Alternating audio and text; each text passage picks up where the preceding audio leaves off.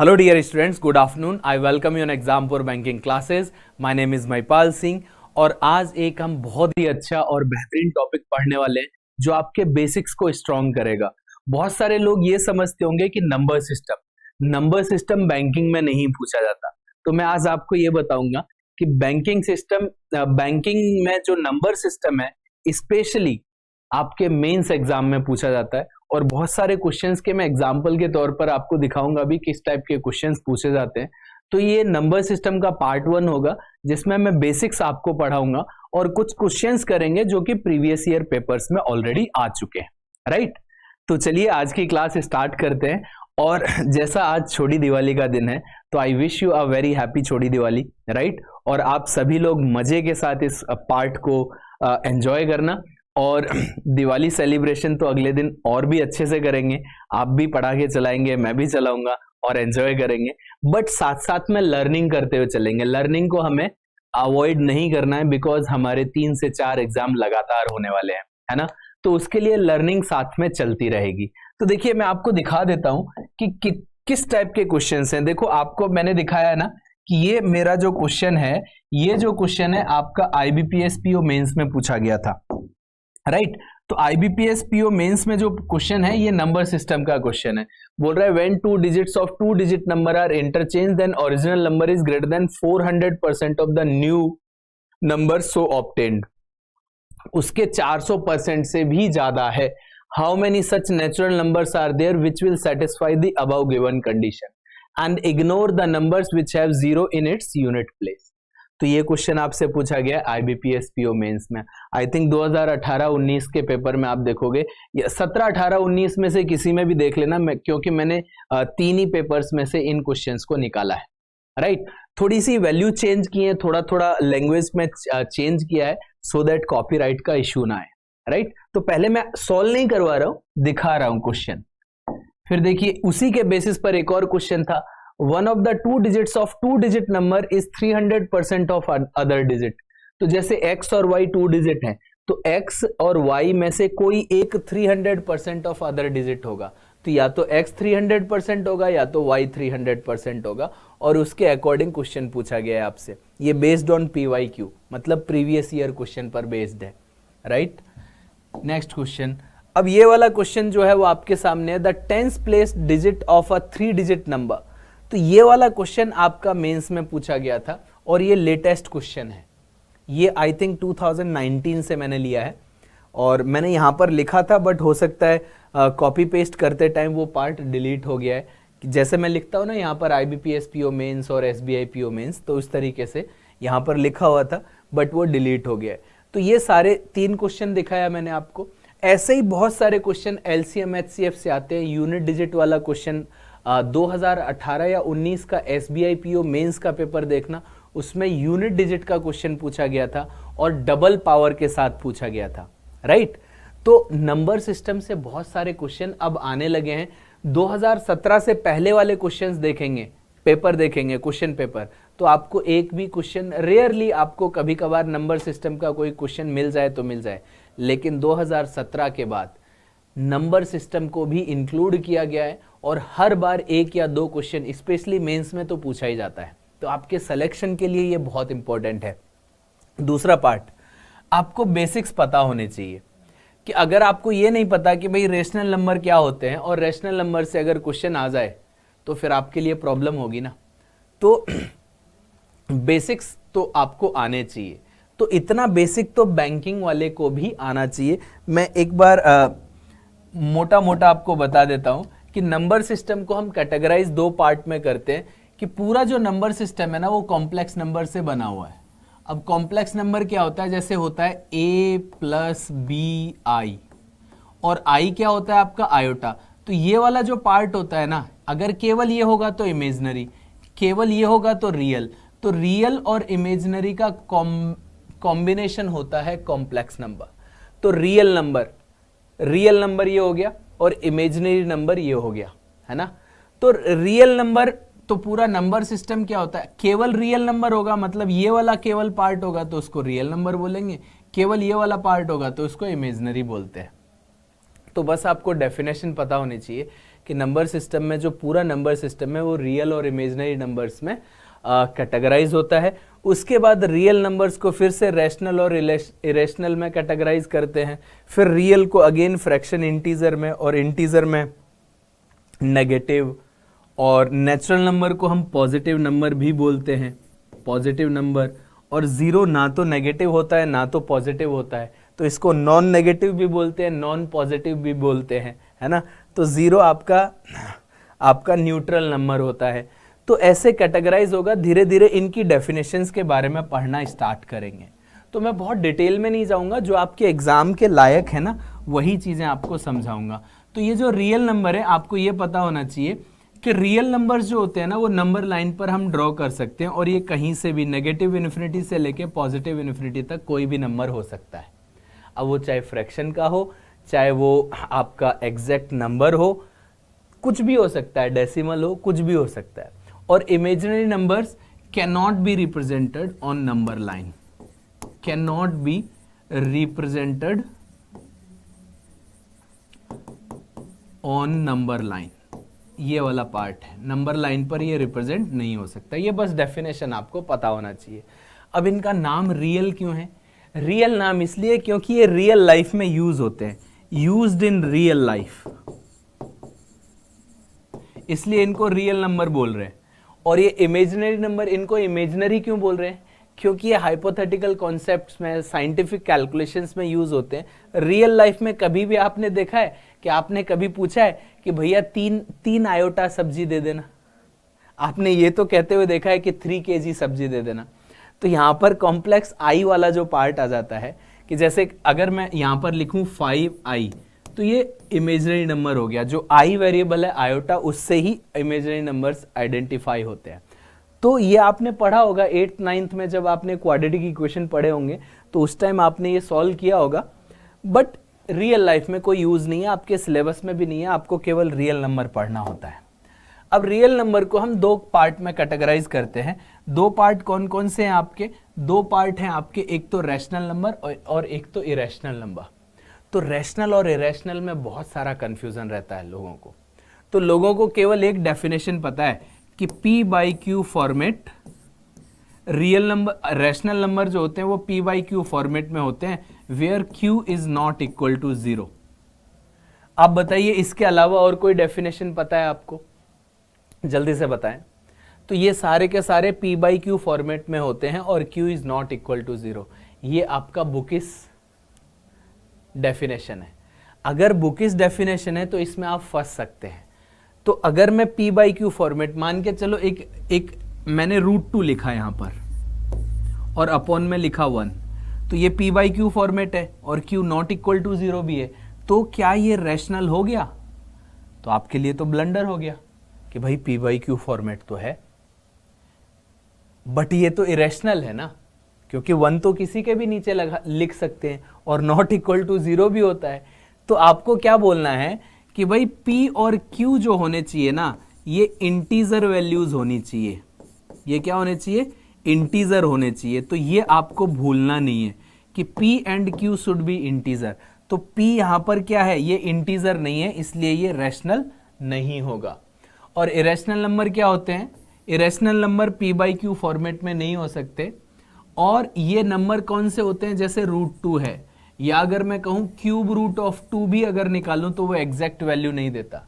हाँ, अगर मैंने यहां पर लिखा होता ना √4, तो √4 की तो एग्जैक्ट वैल्यू निकलती है 2, तो ये तो आपका रैशनल में ही आएगा।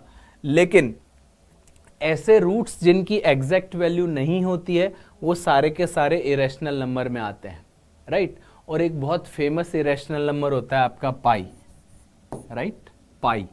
लेकिन अगर पाई की जो अप्रोक्सीमेट वैल्यू है वो है 22/7, और 22/7 क्या होता है? आपका रैशनल नंबर होता है। तो क्योंकि ये P है और ये Q है, दोनों इंटीजर है, P/Q फॉर्मेट विद इंटीजर, तो डेफिनेटली। अब आप कहोगे कि सर पाई रैशनल क्यों है और ये 22/7 रैशनल क्यों है और पाई इरेशनल क्यों है? तो भाई पाई की एग्जैक्ट वैल्यू तो आज तक कोई कैलकुलेट नहीं कर पाया है ना। तो तो इसकी ये एग्जैक्ट वैल्यू नहीं है, ये अप्रोक्सीमेट वैल्यू है, ये एवरेज वैल्यू है कि हजारों पाई की वैल्यू कैलकुलेट की गई, उनका एवरेज निकाला गया, तो उस एवरेज को हम यहाँ पर अप्लाई कर देते हैं, तो ये अप्रोक्सीमेट वैल्यू है, राइट। अब रेशनल और इरेशनल में ना एक और पार्ट आपको जानना है कि rational number P by Q format होते हैं। तो मैंने अगर 1/4 लिखा, मैंने लिखा 3/8, मैंने लिखा 1/3 और मैंने लिखा 17/99, तो जब मैं इनको सॉल्व करता हूं ना तो यहां पर 0.25 आएगा। इसको जब मैं सॉल्व करूंगा तो ये आपके पास क्या आ जाएगा 0.3, फिर आपके पास आ जाएगा 7, देन आ गया 5, यहां पर आएगा 0.333 और ये आते चलेगा, और यहां पर आपके पास 0.1717 आते चलेगा। और एक और एग्जांपल मैं आपको देता हूं कि जैसे मैंने अभी 22/7 लिखा था, तो अगर आप इसकी एग्जैक्ट वैल्यू नहीं, एक्चुअल में ये रैशनल नंबर है, तो ये सारे के सारे रैशनल नंबर है, तो रैशनल नंबर को जब मैं फर्दर सॉल्व करता हूं तो ये क्या आ रहा है 3.14 आ जाएगा, फिर आ जाएगा 2, देन 8, तो आपके पास देन 5, देन 7, तो 142857 142857 ऐसे आता रहेगा। तो आपको दिख रहा होगा कि रैशनल नंबर या तो टर्मिनेटिंग है, तो ये क्या है टर्मिनेट कर रहा है, टर्मिनेट कर रहा है, और ये भी टर्मिनेट कर रहा है, बट ये क्या है ये रिपीट कर रहा है। इसका 1 नंबर बार बार रिपीट हो रहा है, इसका 2 नंबर बार बार रिपीट हो रहा है, इसका 6 नंबर बार बार रिपीट हो रहा है ना 142857 142857। तो जब हम डेफिनेशन की बात करते हैं रैशनल नंबर का, तो रैशनल नंबर का डेफिनेशन हम ये भी दे सकते हैं, the numbers which are repeating और terminating, the numbers which are either terminating और रिपीटिंग, उनको हम रैशनल बोलते हैं। लेकिन जो इरेशनल नंबर होता है आपका वो क्या होता है नीदर टर्मिनेटिंग, कभी टर्मिनेट नहीं करता, एंड नॉर रिपीटिंग, और कभी रिपीट भी नहीं करता, और रीअकर नहीं होता। तो ये दो डेफिनेशन आपको ध्यान में रखनी है, P by Q format, Q is not equal to 0 and P and Q should be integer, और neither either terminating और repeating।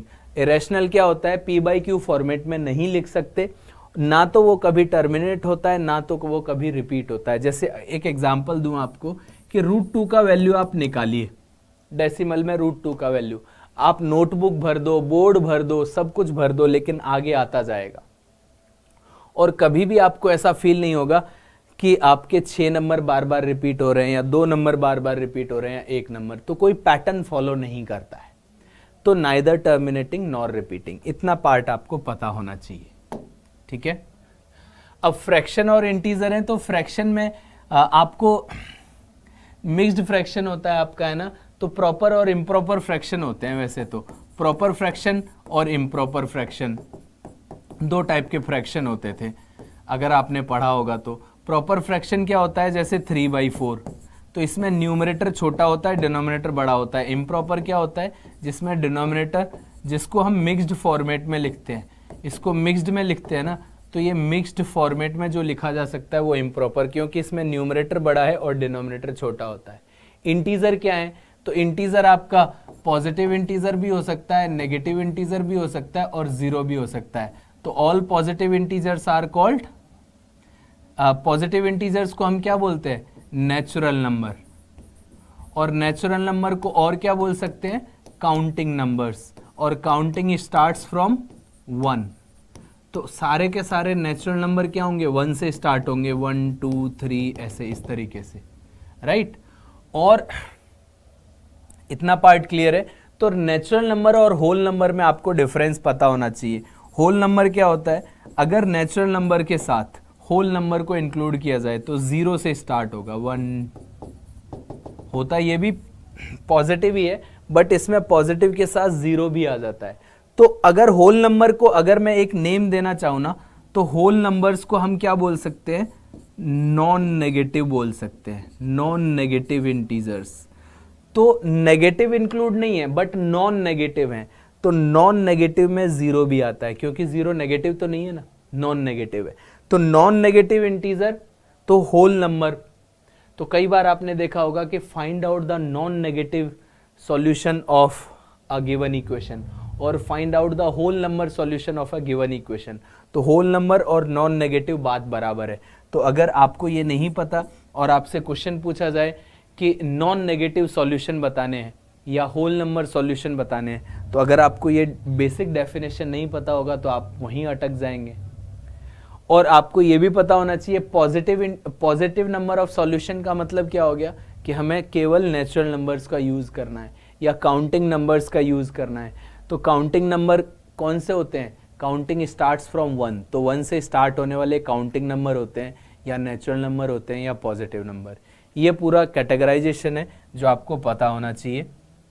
ये सब मैंने लिख दिया था। फ्रैक्शन में फाइनाइट टर्मिनेटिंग फ्रैक्शन भी थे, जैसे 0.125 1/8 होता है ना, लेकिन नॉन टर्मिनेटिंग होंगे तो 1/3 इस टाइप का। तो इस वाले पार्ट से हमें कोई लेना देना है नहीं, वो सब हम पढ़ चुके हैं। ऑड और इवन नंबर आपको पता है भाई। ऑड नंबर क्या होते हैं आपके? Odd number not divisible by 2, not divisible by 2। तो आपका ऑड नंबर 1, 3, 5 ऐसे, और -1, -3, -5 ये भी ऑड ही नंबर होते हैं, भले ही नेगेटिव लगा हुआ है। Even number divisible by 2। और अगर कैटेगरिकली बोला जाए कि 0 क्या है, तो 0 को हम इवन नंबर लेंगे, क्योंकि ये 0 जो होता है 2 से डिवाइड होता है। तो 0 तो किसी भी नंबर से डिवाइड होता है, तो 2 से भी हो रहा होगा, तो 2 से होता है, इसलिए हम इसको क्या बोलते हैं? Even number. अदरवाइज आपके जो इवन नंबर्स हैं वो क्या होते हैं? 2, 4, 6, 8 और फिर 0 भी इंक्लूड होता है उसमें। इन प्रॉपर्टी पर बेस्ड कई बार क्वेश्चन पूछे गए हैं डिफरेंट एग्जाम्स में। बैंकिंग में प्रॉपर्टी बेस्ड क्वेश्चन नहीं आया अभी तक, बट आपको आइडिया होना चाहिए ये कि ऑड और ऑड को ऐड किया जाए तो इवन बनता है, या फिर जैसे 7 + 5 है, या फिर 7 - 5 किया जाए तो भी आपका इवन आएगा। लेकिन एक ऑड और एक इवन हो तो वो हमेशा ऑड रहता है, चाहे माइनस करो चाहे प्लस करो। अब ये वाला इवन हमेशा इवन देता है, इवन और ऑड के साथ फिर से ऑड आ जाता है, ठीक है। अब मल्टीप्लिकेशन, ऑड के साथ ऑड को मल्टीप्लाई करते हैं तो ऑड आता है, इवन को इवन के साथ मल्टीप्लाई करेंगे तो भी इवन, लेकिन ऑड और इवन को मल्टीप्लाई करने पर भी इवन आता है, जैसे 3 × 4 तो आपका इवन नंबर आएगा, राइट। तो ये प्रॉपर्टीज भी आपको पता होनी चाहिए। ऑड नंबर का कैसे लिखते हैं? 2n ± 1 के फॉर्मेट में। इवन नंबर 2n ± 2 के फॉर्मेट में लिखते हैं। कई बार आता है ना कि there are 3 consecutive even numbers, तो कैसे लेंगे 3 कॉन्जिक्यूटिव इवन नंबर्स? तो 2n +2 या -2 के फॉर्मेट में कोई भी 3 आगे 2 ऐड करते जाओ, इवन नंबर आते जाएंगे, और इसमें से 2 ऐड करते जाओ, 2n + 1, 2n + 3, 2n + 5, तो 3 कॉन्जिक्यूटिव ऑड नंबर्स आ जाएंगे। तो कई बार सपोज करना होता है, तो ये आपको बेसिक पता होना चाहिए, ठीक है। अब आपके पास आता है सम ऑफ नेचुरल नंबर्स। तो सम ऑफ नेचुरल नंबर्स, ये जो फॉर्मूला होता है ना आपका, तो ये जो फॉर्मूला होता है वो 1 to n के लिए होता है, 1 to n के लिए। मतलब 1 से लेके अगर 100 का सम निकालना है, मुझे सम निकालना है, तो मैं सीधे सीधे लिख सकता हूँ 100 × 101 / 2, सीधे सीधे। लेकिन अगर बीच में से लिखना है, जैसे 21 to 30 लिखना है, तो मैं सीधा फॉर्मूला अप्लाई नहीं कर सकता। या तो आपको 1 से लेके 30 तक निकालना पड़ेगा, फिर 1 से लेके 20 तक माइनस करना पड़ेगा, ऐसा करना पड़ सकता है। अदरवाइज आप क्या करें, सम ऑफ अर्थमेटिक प्रोग्रेशन लगाएं सीधे सीधे। तो जब ये आपका क्या हो गया, सम ऑफ अर्थमेटिक प्रोग्रेशन, मतलब अर्थमेटिक प्रोग्रेशन मतलब अंक गणितीय जो सीरीज होती है जिसमें आपका जो कॉमन डिफरेंस होता है कोई भी 2 टर्म का, वो सेम रहता है। जैसे 1 2 3 4 है, तो आपका सबका जो कॉमन डिफरेंस है वो 1 1 से बढ़ रहा है ना, तो वो सेम होना चाहिए। तो ये क्या होता है, n/2, n क्या है, नंबर ऑफ टर्म्स होता है। तो अर्थमेटिक प्रोग्रेशन का नंबर ऑफ टर्म्स होता है ये, कि कितने टर्म्स हैं जिनको ऐड करना है। और 2a, a क्या होता है आपका, a होता है फर्स्ट टर्म, फर्स्ट टर्म, ठीक है। और ये d क्या होता है, d होता है common difference, d minus one into N. तो इस फॉर्मूले को आप मॉडिफाई करके भी लिख सकते हो। कैसे लिख सकते हो कि अगर मैं इस फॉर्मूले को n बाई टू और 2a को ना ऐसे ब्रेक कर दो, a plus n into D minus one ऐसे लिख दे, तो ये वाला जो पार्ट होता है ना, ये लास्ट टर्म को भी रिप्रेजेंट करता है, ये लास्ट टर्म को भी रिप्रेजेंट करता है। तो आपका ये फॉर्मूला सीधे सीधे क्या बन सकता है, ये फॉर्मूला ये भी हो सकता है कि n by two, right, n by two first term plus last term, ये फॉर्मूला भी होता है। तो अगर आपको फर्स्ट टर्म और लास्ट टर्म पता है तो आप डायरेक्टली इसको इस तरीके से सॉल्व कर सकते थे। जैसे अगर मैं कहूं कि 1 से लेके 100 तक, तो लास्ट टर्म 100 है और पहला टर्म 1 है, तो आपके पास a प्लस एन आ जाएगा, a प्लस एल, तो ये 1 और ये 100, 101 हो गया, और नंबर ऑफ टर्म्स कितने हैं 100, तो वही पार्ट बन रहा है ना इससे भी। तो आपको ये अर्थमेटिक प्रोग्रेशन का सम याद रखना है, क्योंकि ये हर किसी में अप्लाई नहीं होता, ये तो 1 to n का है, बीच में से दे दिया गया तो अर्थमेटिक प्रोग्रेशन आपको अप्लाई करना पड़ेगा। इन द सेम वे अगर आपसे कई बार ऐसे पूछता है कई बार आपसे ऐसे पूछता है कि सम ऑफ इवन नंबर्स, अगर आपसे पूछे कि 1 से लेके 100 तक सम ऑफ इवन नंबर बताएं, तो मेरा सबसे बेस्ट मानना यही होता है सम ऑफ इवन नंबर्स बताएं। तो आप क्या करो, वही n by two first term plus last term लगा लो, या फिर जो हमने बोला कि n by two 2a plus n minus one into D, और d minus one, sorry n minus one, एक सेकेंड, लास्ट में फॉर्मूला क्या था, n minus one into D होता है, तो ये d गलत लिखा हुआ है यहाँ पर, ये n माइनस वन होगा इंटू डी होता है। देखो n माइनस वन होगा, ये गलत लिखा हुआ था, n minus one into D होता है, राइट। तो ये मैंने गलत लिखा था, मेरे को याद आ गया, तो मैं आपको इसके लिए करेक्ट कर देता हूँ, गलत नहीं पढ़ना है। तो ये n minus one into D होगा, तो a plus N minus one into D क्या होता है, लास्ट टर्म होता है। आई होप आपको समझ में आ गया, और जो मिस्टेक थी वो भी आप लोग करेक्ट कर लेना, ठीक है। तो आपको ये फॉर्मूले पता होने चाहिए, ये बेसिक चीजें हैं, ठीक है। तो आपके पास जो बेसिक चीजें हैं वो आपको याद होनी चाहिए। क्या है ये, 2a n minus one into D, तो इसी से आपका n by two a plus L भी बन जाता है। तो अदरवाइज तो क्या होता है, इसका डायरेक्ट फॉर्मूला भी होता है, ऐसा कुछ नहीं है कि इसका डायरेक्ट फॉर्मूला नहीं होता, बट वो शॉर्टकट ना रेयरली याद रहता है लोगों को, इसलिए मैं हमेशा इसी को लेके चलता हूँ। अदरवाइज क्या होता है कि एक से मान के चलो, एक से लेके, और वो कब अप्लाई होगा, केवल एक से लेके अप्लाई होगा, 1 से लेके 200 तक, 1 से लेके 500 तक, ऐसे ही अप्लाई होगा। तो वो शॉर्टकट याद करने की क्या ज़रूरत है, फिर हम तो यही यूज़ करें। इन द सेम वे अगर ऑड नंबर्स का पार्ट निकालना है तो वो भी डायरेक्ट ही करें। फॉर्मूला अगर मेरे को 1 से लेके 50 100 तक निकालने हो ऑड टर्म्स का एडिशन, ऑड टर्म्स सम निकालना हो, है ना, तो वो एक अलग बात है कि इसका फॉर्मूला बन जाएगा। 1 से लेके 200 तक का फॉर्मूला है, 1 से लेके 71 तक का फॉर्मूला है, 1 से लेके 50 तक, बट वो 1 to n ही होता है, राइट। क्या फॉर्मूला है कि आप देखोगे कि 1 से लेके 50 तक नंबर ऑफ ऑड टर्म्स कितने हैं, तो 50 ऑड है ना, 50 ऑड टर्म्स है, 50 ऑड टर्म्स है, तो 50 का स्क्वायर इनका सम होगा, तो 2500 सम आ जाएगा। 200 तक कितने हैं, 100 है, तो 100 का स्क्वायर इनका सम आ जाएगा। बट ये याद करने की ज़रूरत नहीं है, क्योंकि भूल जाते हैं, प्रैक्टिस में नहीं रहता है, इसलिए मैं हमेशा यही कहता हूँ कि आप तो यही याद रखो, n बाई टू ये सब में काम आता है, n minus one into D, right, या फिर n by two first term plus last term, ये याद रहना चाहिए। ये आपके काम की चीज़ें, कभी भी काम आ सकता है, ठीक है। अब आता है इंपॉर्टेंट पार्ट, प्राइम नंबर।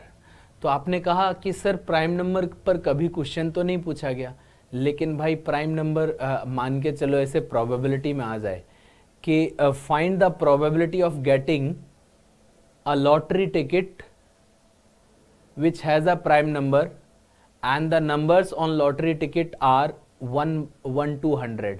तो 1 से लेके 100 तक लॉटरी टिकट्स हैं और विनर वही होगा जिस पर प्राइम नंबर लिखा हुआ है। तो what is the probability of a winner? तो आपको प्राइम नंबर नहीं पता तो फिर प्रोबेबिलिटी कैसे निकाल पाएंगे? राइट, समझ में आ रहा है ना? तो प्राइम नंबर क्या होता है? देखो बहुत सारे लोग बोलते हैं a number which is divisible by a number which is divisible by 1 and itself,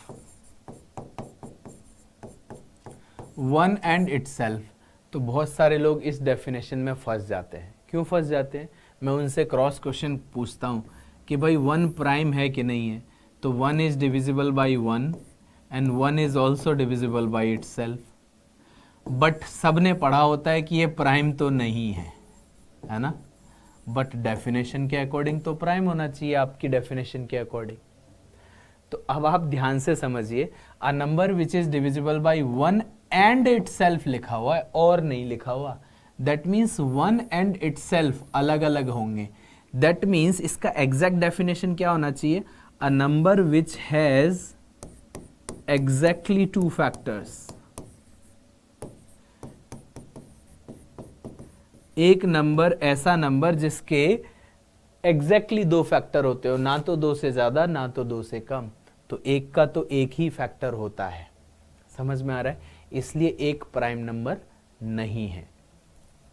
अब मैं आपको एक होमवर्क हमेशा देता हूं, आप 1 मिनट में जल्दी से 1 से लेके 100 तक, 1 से लेके 100 तक कितने प्राइम नंबर होते हैं? 25 प्राइम नंबर होते हैं। आप सभी लोग बिना कुछ देखे एक बार में ही जो सारे के सारे प्राइम नंबर सही लिख देगा ना, उसको एक चॉकलेट यहीं से ट्रांसफ़र कर दूंगा। मैं यूट्यूब से ऐसे फेंक के दूंगा तो आपके पास आ जाएगी। ठीक है? तो 90% लोग इसको नहीं लिख पाते, इसीलिए मैं समझा रहा हूँ, इसीलिए मैं आपको होमवर्क दे रहा हूँ कि 1 से लेके 100 तक आपको मैं 1 मिनट का टाइम दे रहा हूँ। 25 के 25 प्राइम नंबर सही लिख दो तो गारंटी है। बस कुछ देखना वेखना मत। 90% लोग गलत लिखते हैं, इवन 95% लोग गलत लिखते हैं। 100 लोग देख रहे होंगे ना, तो मुश्किल से 5 सही लिख पाएंगे। आप लिख के बता दो मुझे, मैं थोड़ी देर वेट कर लेता हूं।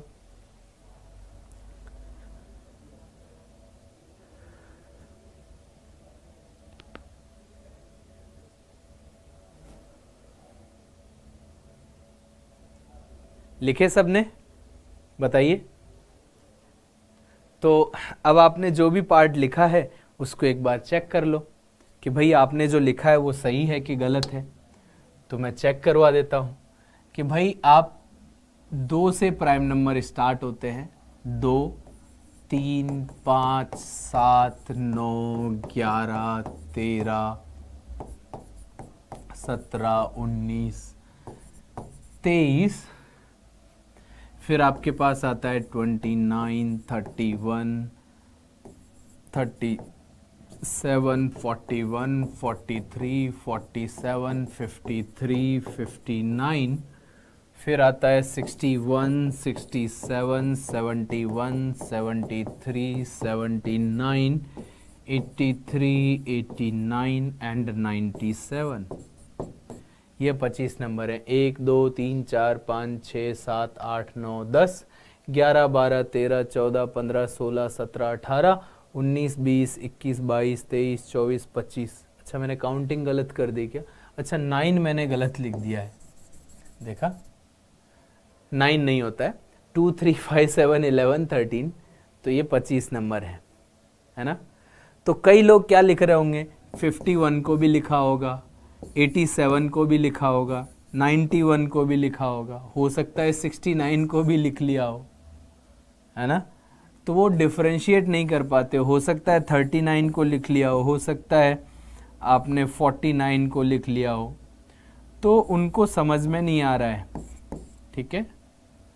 तो ये क्या होता है, 3 से डिवाइड हो रहा है, 3 से डिवाइड हो रहा है, 3 से डिवाइड हो रहा है, 7 से डिवाइड हो रहा है, 13 से भी हो रहा है। तो ये सारी कहानी थी। तो प्राइम नंबर्स का आपको पता होना चाहिए एग्जैक्टली 2 फैक्टर्स होते हैं।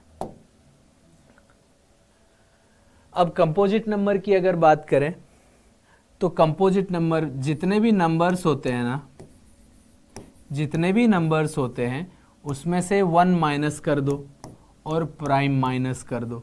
इसके अलावा जितने भी नंबर बचेंगे वो सारे के सारे कंपोजिट नंबर होते हैं। और इसका एक और पार्ट आप दे सकते हो, इसका एक और पार्ट क्या बोल सकते हो, a number which has at least a number which has at least 3 factors, कम से कम 3 फैक्टर्स होने चाहिए। कम से कम क्या होने चाहिए, 3 फैक्टर्स होने चाहिए। तो आपके जो कंपोजिट नंबर्स हैं वो 4 से स्टार्ट होते हैं, 4, 6, 8, 9, 10, 12, 14, 15, 16, 18, 20, ऐसे कुछ भी। तो आपने 1 को हटा देना है और प्राइम को हटा देना है, बाकी सारे नंबर कंपोजिट होते हैं। ठीक है, तो कंपोजिट की डेफिनेशन क्या होगी, a number which has at least 3 factors, या मोर देन 2 फैक्टर, बोले कि 2 से ज्यादा फैक्टर होने चाहिए, 1 और 2 नहीं, 2 से ज्यादा फैक्टर, मतलब कम से कम 3। अब सबसे इंपॉर्टेंट नंबर की बात करेंगे, सबसे ज्यादा इंपॉर्टेंट नंबर है ये। ठीक है, सबसे ज्यादा इंपॉर्टेंट को प्राइम नंबर। अब को प्राइम नंबर को मैं सबसे ज्यादा इंपॉर्टेंट क्यों बोल रहा हूं, इसका एक रीजन है। को प्राइम नंबर को सबसे ज्यादा इंपॉर्टेंट बोलने का एक रीजन है। तो को प्राइम नंबर जो होता है ना, पहली बात तो आप खुद ही बताओ को प्राइम क्या होते हैं, डेफिनेशन बताओ मुझे।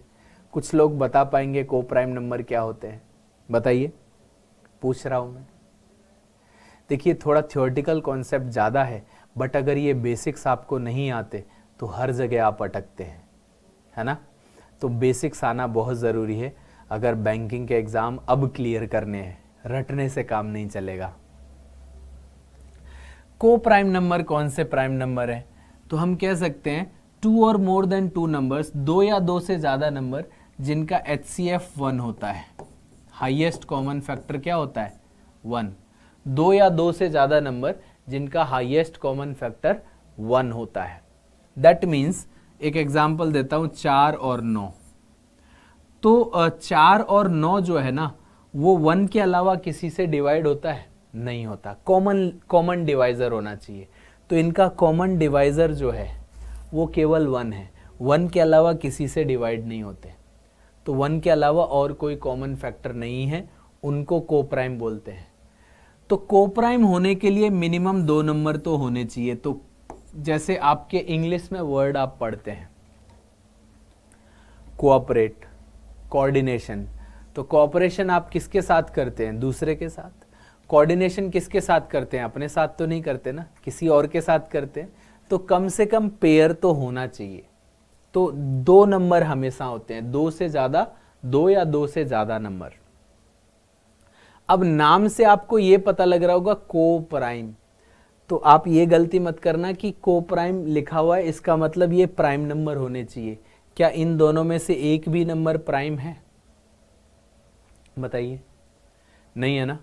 तो एक भी प्राइम नहीं है, फिर भी ये आपस में एक दूसरे के को प्राइम पेयर हैं, क्योंकि इनमें HCF इनका 1 है। तो ऐसे नंबर, तो मैं बहुत सारे नंबर ऐसे बता सकता हूँ आपको, जैसे 2, 3, 3, 4, 4, 5 या 6। कोई भी कंटिन्यूस 2 नंबर या 3 नंबर या 4 नंबर सारे आपस में को प्राइम होते हैं।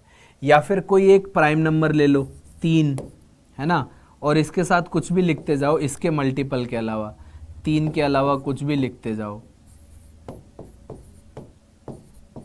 इसमें 3 का मल्टीपल नहीं आना चाहिए। तो ये सब आपके, ये 3 के साथ, 3 इसके साथ को प्राइम है, इसके साथ भी को प्राइम है, इसके साथ भी को प्राइम है, इसके साथ भी को प्राइम है, इसके साथ भी, ये आपस में सारे को प्राइम नहीं है, मैं 3 के साथ बता रहा हूँ, है ना। और कोई भी 2 प्राइम नंबर तो हमेशा ही को प्राइम होते हैं। जैसे आपको बोला जाए 5 और 7, 7 और 11, 11 और 19, ये सारे के सारे तो आपस में को प्राइम, जो प्राइम नंबर है वो तो को प्राइम हमेशा होते हैं, और ऐसे भी कुछ नंबर हैं जो ना तो प्राइम है, दोनों ही प्राइम नहीं है लेकिन फिर भी को प्राइम है। अब इसको हम इतना डिटेल में पढ़ क्यों रहे हैं? इसको डिटेल में पढ़ने का एक ही कारण है कि को प्राइम की ना प्रॉपर्टी, इस पर बहुत सारे क्वेश्चन बनते हैं और डिविजिबिलिटी रूल्स में को प्राइम पेयर यूज होता है। तो डिविजिबिलिटी रूल्स में कैसे होता है? तो आपने 6 का डिविजिबिलिटी रूल पढ़ा होगा। 6 का डिविजिबिलिटी रूल बताइए लिख के जल्दी से, कमेंट बॉक्स में लिखिए जल्दी फास्ट, 6 का डिविजिबिलिटी रूल। तो सब लोग कहते हैं सर वो नंबर जो 2 और 3 दोनों से डिवाइड हो रहा हो वो आपका क्या बनता है, वो आपका कौन सा नंबर बनता है? वो 6 से डिवाइड होता है। जो नंबर 2 से भी डिवाइड हो रहा हो और 3 से, दोनों से, बोथ दोनों से डिवाइड होना चाहिए कि x जो है वो 2 से भी डिवाइड हो रहा है, x जो है वो 3 से भी डिवाइड हो रहा है, तो हम ये डायरेक्टली कह सकते हैं कि x must be divisible by 6। अब ये 2 और 3 ही क्यों? राइट? एक और एग्जाम्पल देता हूं, जैसे मैंने ये डिविजिबिलिटी रूल बनाया तो 36 के लिए डिविजिबिलिटी रूल क्या हो सकता है? तो क्या मैं 2 और 18 लिख सकता हूं? तो क्या मैं 3 और 12 लिख सकता हूं? क्या मैं 6 गुणा 6 लिख सकता हूं या 4 गुणा 9 लिख सकता हूं? तो ये जो डिविजिबिलिटी रूल बनते हैं ना, तो आप इस नंबर को क्या करो, 2 नंबर के मल्टीप्लिकेशन के फॉर्म में लिखो। तो 6 जो है वो 1 इंटू 6 लिखा जा सकता है या तो 2 इंटू 3 लिखा जा सकता है।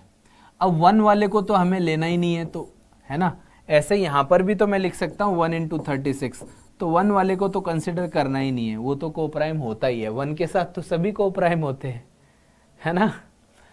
बाकी जितने भी पेयर बनते हैं उन सब में से जो को प्राइम पेयर होगा ना, वो आपका डिविजिबिलिटी रूल बनाता है। इसका मतलब क्या हुआ?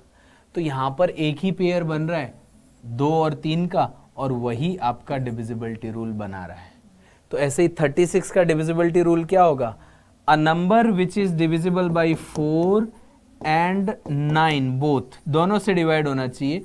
तो 4 और 9 से जो डिवाइड होगा ना, वो डेफिनेटली 36 से भी डिवाइड होगा। क्यों डिवाइड होगा? तो 4 और 9 से डिवाइड होने वाला पहला नंबर 36 होता है, उसके बाद दूसरा नंबर क्या आएगा? 72, फिर 108, फिर 144, फिर 180। तो सभी 36 के ही तो मल्टीपल हैं, तो 36 से भी तो डिवाइड होगा वो नंबर, राइट? तो को प्राइम से बहुत सारे डिविजिबिलिटी रूल बनते हैं, और वो सारे के सारे डिविजिबिलिटी रूल मैं यहां पर आपके लिए लिख रहा हूं, राइट? तो यहां पर मैं वो सारे, और बनते कैसे हैं वो मैंने आपको समझा दिया। तो मैं यहां पर सारे के सारे डिविजिबिलिटी रूल आपके लिए लिख देता हूं।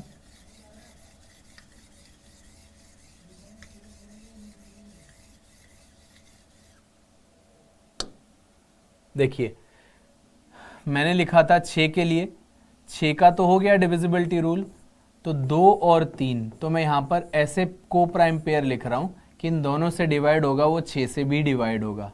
अगर मैं 10 लिखता तो 10 का को प्राइम पेयर 2 गुणा 5 बनेगा। ऐसे ही 12 लिखूंगा तो 12 का 3 गुणा 4 बनेगा। 15 का लिखूंगा तो 3 गुणा 5 बनेगा। ऐसे ही अगर 18 का लिखूंगा तो 2 इंटू 9 होगा। ऐसे अगर 20 का लिखूंगा तो 4 इंटू 5 होगा।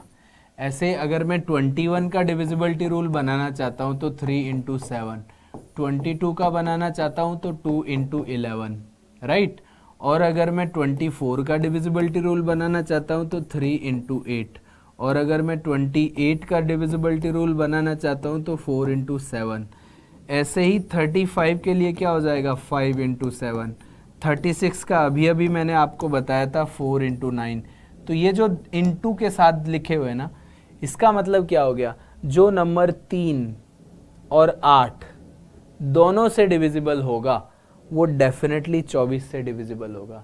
जो नंबर 4 और 7 दोनों से डिविजिबल होगा वो डेफिनेटली क्या होगा?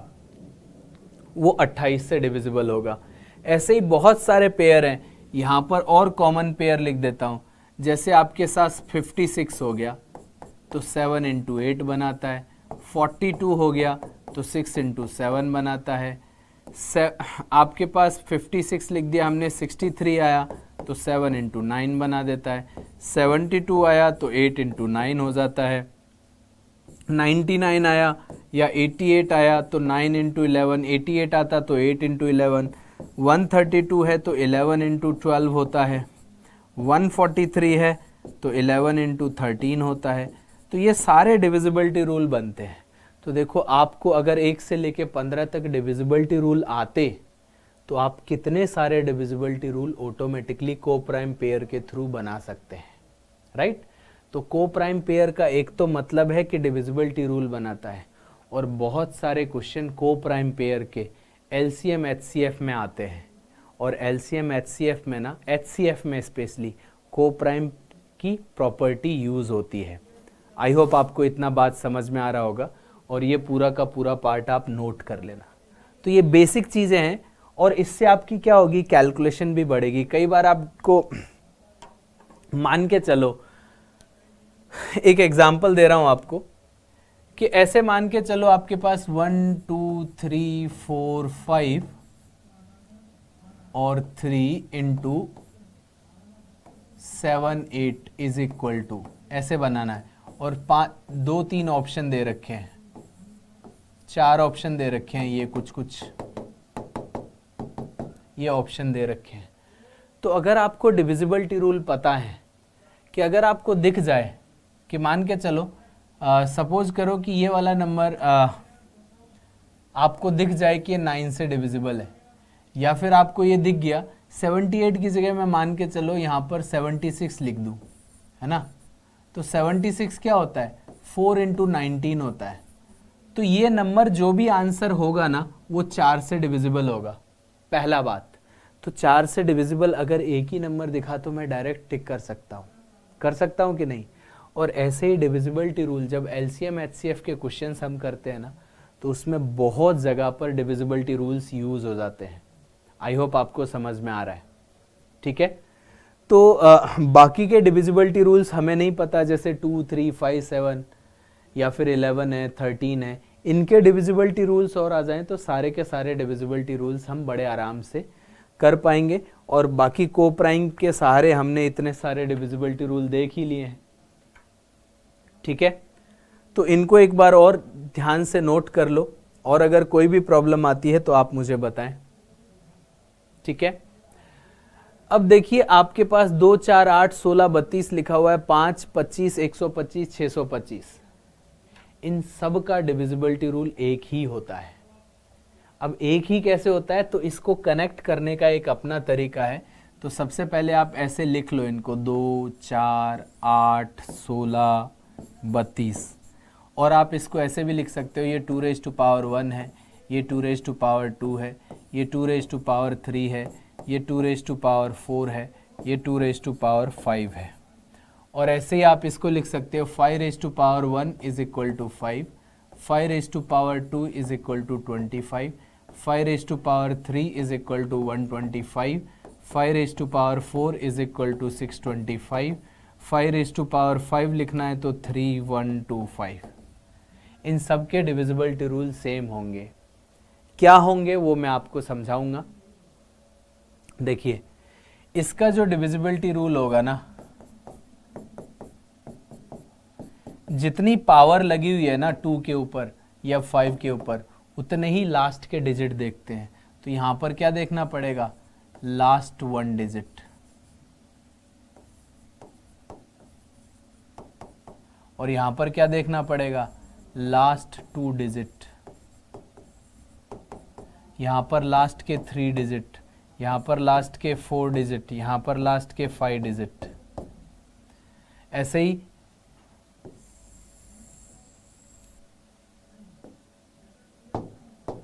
इसमें आपको लास्ट डिजिट देखना है, इसमें लास्ट के 2 डिजिट, इसमें लास्ट के 3 डिजिट, इसमें लास्ट के 4 डिजिट, इसमें लास्ट के 5 डिजिट।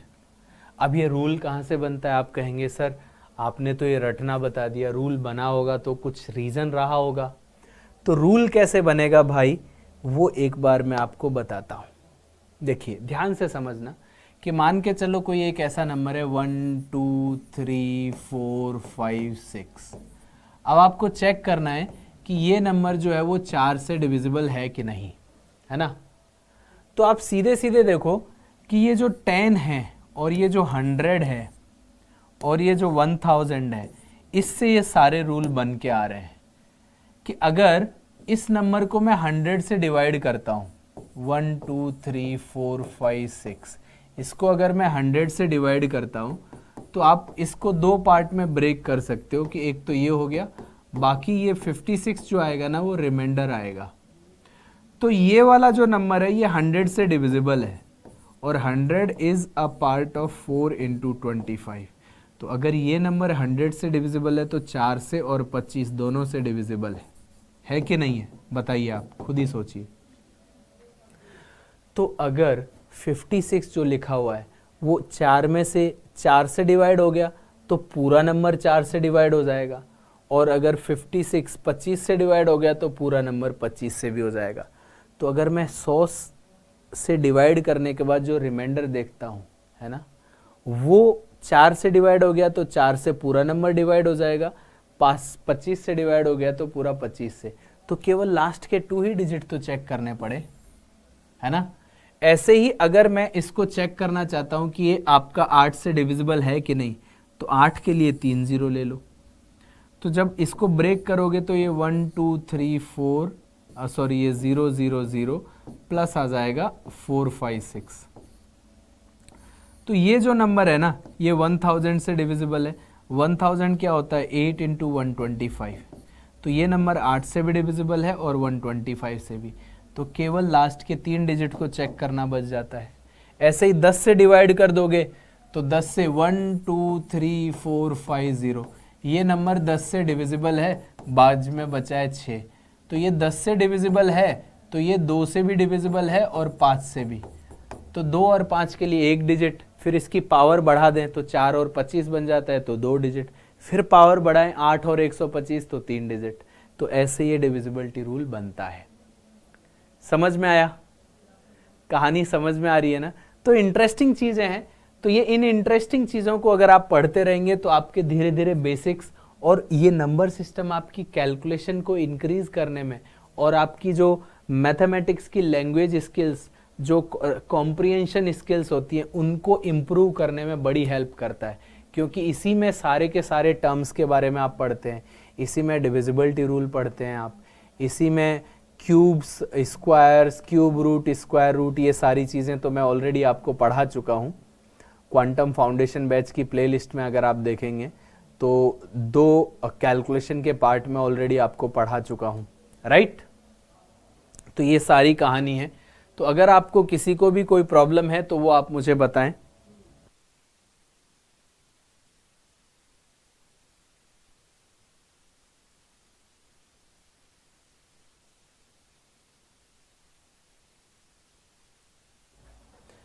सो यहां तक सारी चीजें क्लियर हैं आप लोगों को?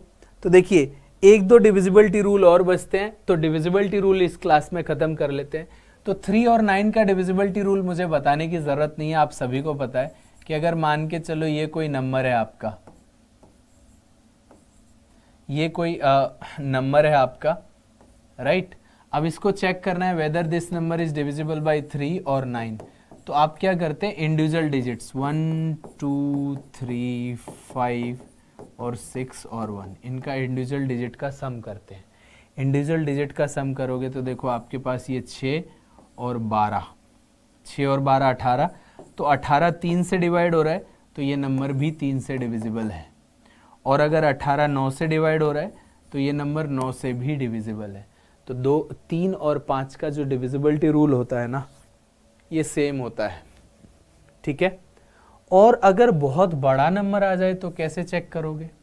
मान के चलो आपको दे दिया गया 7 8 5 4 3 2 1 4 5 6, ये नंबर आपका 9 से डिविजिबल है कि नहीं?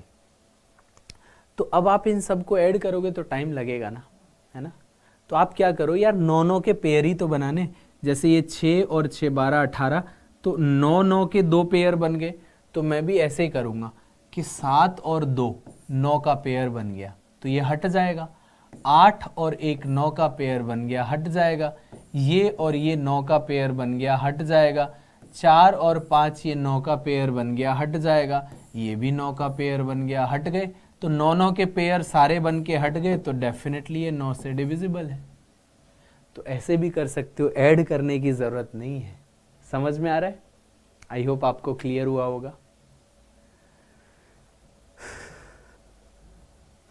अब एक डिविजिबिलिटी रूल आता है आपका 11 का। तो 11 का डिविजिबिलिटी रूल वैसे तो आप सभी लोगों को पता होगा, लेकिन मैं थोड़ा सा और इसको करेक्ट कर देता हूँ कि मान के चलो ये नंबर है, इसको आपको चेक करना है whether this number is divisible by 11 और नॉट। तो आप क्या करो, अल्टरनेट डिजिट को मार्क करना स्टार्ट कर दो, चाहे तो राइट एंड से चाहे तो लेफ्ट एंड से, राइट। तो मैं राइट एंड से अल्टरनेट डिजिट को मार्क करना स्टार्ट करता हूँ। तो ये और ये और ये है ना, अल्टरनेट डिजिट मार्क हो गए। चाहे तो आप इधर से करते तो ये 3 ये मार्क हो जाता, ये मार्क हो जाता, ये मार्क हो जाता, किधर से भी कर लो। जो मार्क्ड है ना वो ऑड पोजीशंस वाले हैं। तो ऑड नंबर जो मार्क्ड है ये क्या है, वो मार्क्ड वाले हैं। तो मार्क्ड वाले नंबर्स का, और ये क्या है, इवन जो बच गए इवन वाले हैं। तो ये अनमार्क्ड वाले हैं। तो मार्क्ड और अनमार्क्ड वालों का इंडिविजुअल डिजिट का सम निकाला जाए और उनका डिफरेंस। तो इनका इंडिविजुअल डिजिट का सम 6 है, इनका भी 6 है, तो इनका डिफरेंस लें। तो अगर डिफरेंस अगर 0 आता है या 11 का मल्टीपल आता है तो ये नंबर जो है वो 11 से डिविजिबल है। जैसे यहाँ पर 0 आ रहा है ना, तो ये 11 से डिविजिबल है। आई होप आपको समझ में आ गया इतना पार्ट। या फिर अगर मैं और कोई नंबर देता हूँ आपको, जैसे 4 5 6 और 1 2 3 है ना, तो अल्टरनेट डिजिट आप मार्क करना स्टार्ट करिए, ये और ये और ये। तो 4 और 6 और 2 इनका डिफरेंस किसके साथ लेना है, 5 और 1 और 3 अनमार्क्ड के साथ। तो देखो ये 12 है और ये कितना है आपका 9, तो डिफरेंस आ रहा है 3, तो डेफिनेटली ये 11 से डिविजिबल नहीं होगा। तो 11 का डिविजिबिलिटी रूल भी आ गया। एक लास्ट डिविजिबिलिटी रूल देखेंगे हम 7 और 13 का, और इसके बाद डिविजिबिलिटी रूल्स खत्म हो जाएंगे। और नेक्स्ट क्लास में हम डिविजिबिलिटी रूल से रिलेटेड सारे के सारे क्वेश्चन करेंगे। और जो मैंने आपको क्वेश्चंस दिखाए थे ना कि ये आपके एग्जाम में आ चुके हैं, वो क्वेश्चन मैं नेक्स्ट पार्ट में कराऊंगा आपको, ठीक है। एक लास्ट डिविजिबिलिटी रूल देखते हैं, divisibility rules of 7 and 13। Clear? तो देखिए 7 और 13 के लिए फिर से मैं आपको एक रूल बताता हूँ। मैं एक नंबर लिखता हूँ यहाँ पर 3 4 3 4 9 और 7 7, ऐसा एक नंबर लिखा मैंने, ठीक है। तो मुझे चेक करना है कि whether this number is divisible by 7 और 13 और नॉट। तो आप राइट इस हैंड से, ये कौन सा आपका राइट साइड है ना, तो राइट साइड से आप क्या करें, स्टार्ट करें 3 3 के पेयर बनाना। राइट साइड से स्टार्ट कर रहे हैं 3 3 के पेयर बनाना। अब यहाँ पर 0 0 भी लिख सकते हो, नहीं भी लिखने की ज़रूरत है।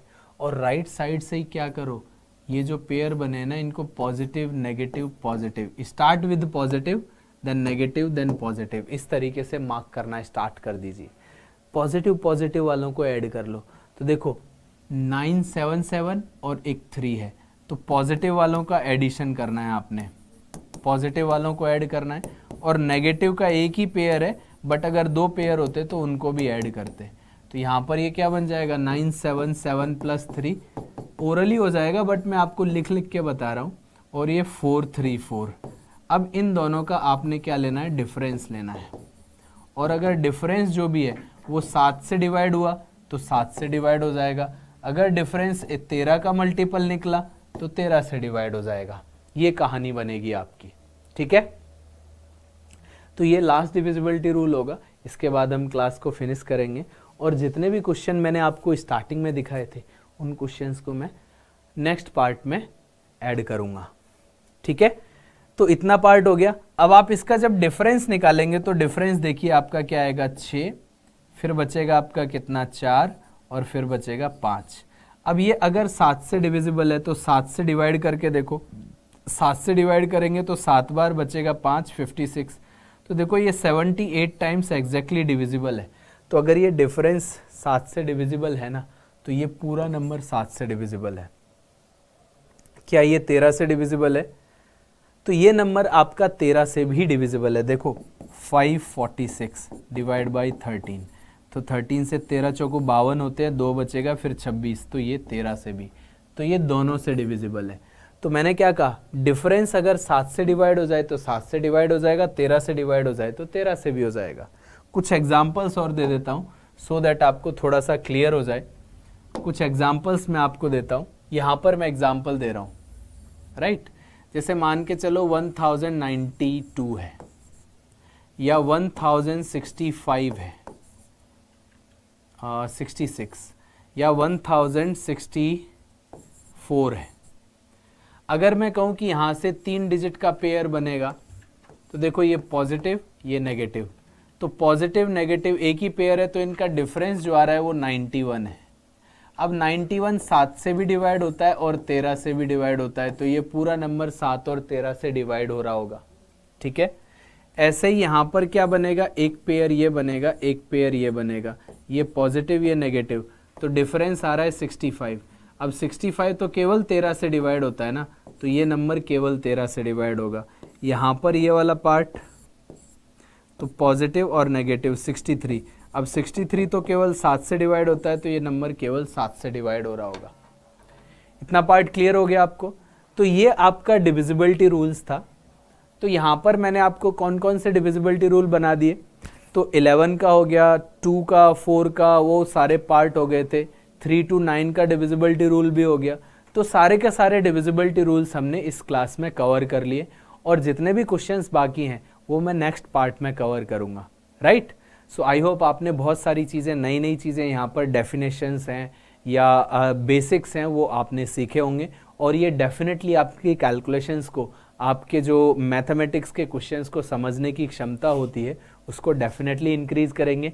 सो thank you so much, bye bye and take care.